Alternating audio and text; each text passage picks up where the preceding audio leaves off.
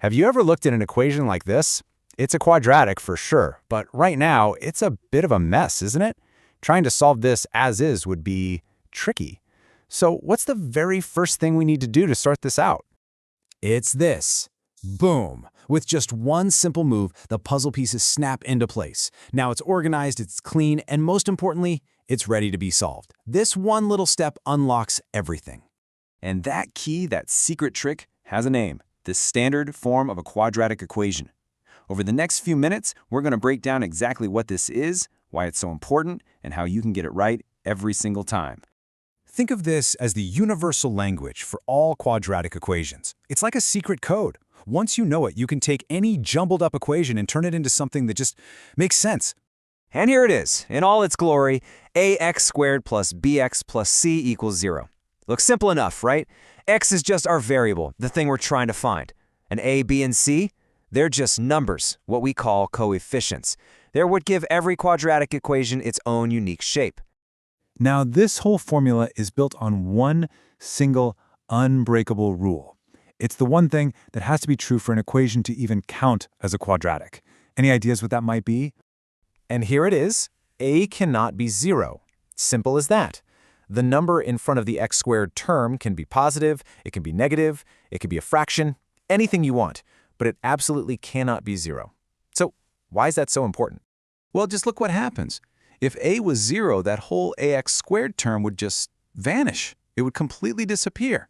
And what you're left with is bx plus c equals 0. That's a linear equation, not a quadratic one.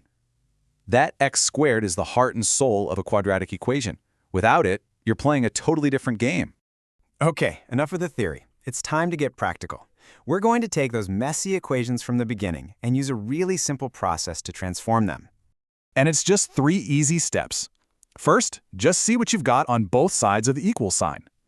Second, your main goal is to get all of those terms onto one side. Just herd them all together.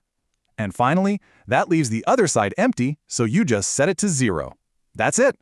So let's go back to our first problem. X squared plus 5x equals 6. We've got stuff on the left, and we've got that 6 on the right. Our mission is to get everyone on the same team. And here's how we do it.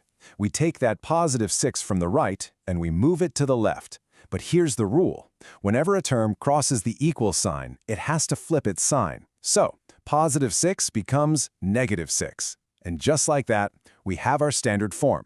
X squared plus 5x minus 6 equals 0.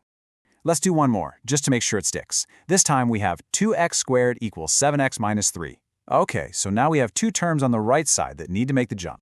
We just follow the exact same rules. The positive 7x moves over and becomes a negative 7x, and that negative 3 moves over and becomes a positive 3. And there you have it, our perfectly clean standard form. 2x squared minus 7x plus 3 equals 0.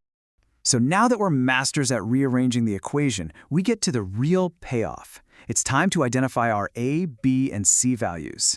This is the whole reason we did all that organizing in the first place. Let's break down our two examples. For that first one, a is 1. Remember, when you don't see a number in front of x squared, it's an invisible 1.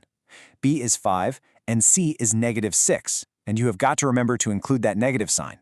For the second equation, a is 2, b is negative 7, and c is positive 3. See? Simple.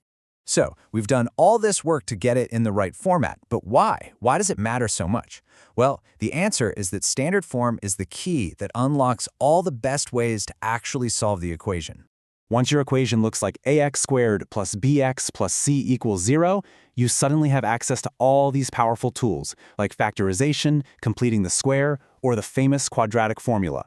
Without getting it in standard form first, trying to use these methods is just way harder, if not impossible.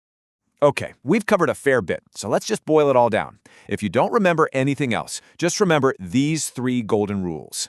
Rule number 1, get everything onto one side of the equal sign. Rule number 2, make sure that the other side is just a big fat 0. And rule number 3, clearly identify your a, b, and c and pay super close attention to their signs. Do that and you're ready to solve anything. And really, just remember this. It might feel like a small setup step, but mastering this first part is what makes the rest of the problem feel orderly and easy, instead of chaotic and confusing. All right, it's your turn. Here's a challenge for you. 3x minus 2 equals negative 5x squared. Go ahead and pause for a second, see if you can rearrange this into standard form, and then tell me what a, b, and c are. What's your first move? And that's our deep dive into the standard form of a quadratic equation. It truly is the foundation for everything that comes next. Thanks for watching, keep practicing, and you will have this down in no time.